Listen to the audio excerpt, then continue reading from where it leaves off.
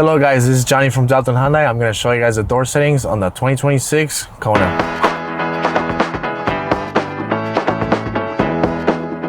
Alright everyone, to get to your door settings, you're going to swipe left here. You're going to go to setup.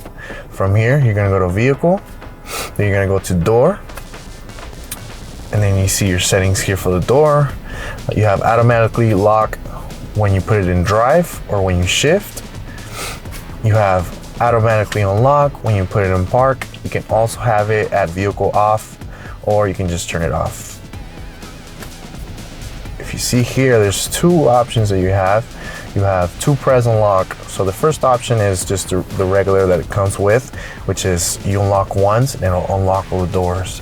But with this option here, two press unlock, when you unlock once, it'll unlock only the driver's side, and when you click twice, it'll unlock all the doors.